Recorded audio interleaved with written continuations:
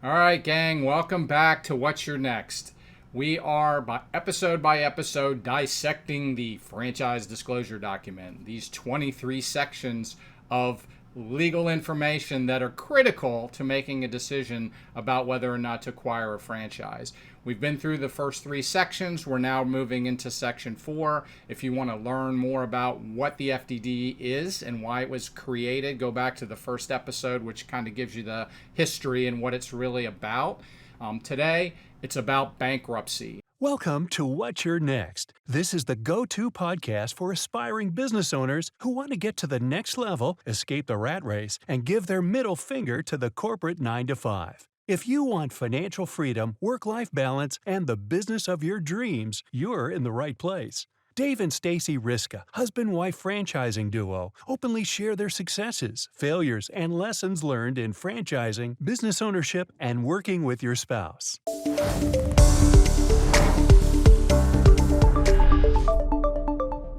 And what specifically we're talking about here is, has the franchisor and or any of its executives been involved in, or I believe even franchisees involved in some type of a bankruptcy. Is that correct?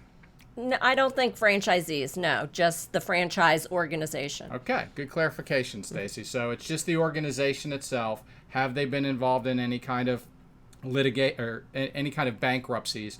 And so, Stacy, this one's a pretty obvious one, right? If the organization were to have been involved in a bankruptcy prior, then to me, that would be a red flag. What about you?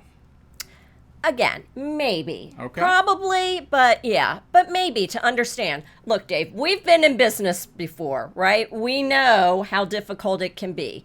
And sometimes bankruptcy may just be the most logical solution to kind of move on to the next chapter of your life. And for a franchise, that may be the case as well. They may have put their stick in the sand or their flag in the sand saying, we're going to franchise. And then they grew so quickly and they ran out of money and then couldn't support their existing franchisees. We've seen it before. And they have to go bankrupt, or dissolve the franchise and kind of start over. So look at that section, Section 1, Section 2, Section 3, it's giving you this high-level history, so to speak, of the franchise. And isn't it great to understand some of the financials of that franchise? You're going to want to make sure that the franchise that you're going to sign that agreement with has money to invest, money to support, money to continue to grow. And I do believe that the franchise is legally required to include their profit and loss statement as part of the FDD and franchise agreement. So you'll have an understanding of what that looks like. So if you see, it's not that because a company is losing money means it's bad, not by any means. We know that many times it's because you're investing money, but look at the debt. Look at how many franchises they're bringing in over a period of time. And if they're currently, in bankruptcy proceedings, I would probably run, right?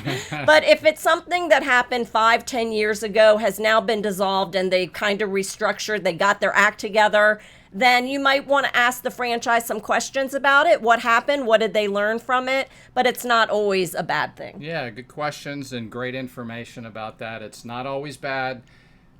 Businesses go bankrupt for many, many reasons, some of them not even their own fault. Mm-hmm. There's risk in being in business. So, again, thank you for joining us for this episode on something exciting like bankruptcy, but it's super important that you know whether or not your franchise that you're looking at has had some type of bankruptcy in their past. So we're going to close out this episode. We'll check you on the next episode of What's Your Next.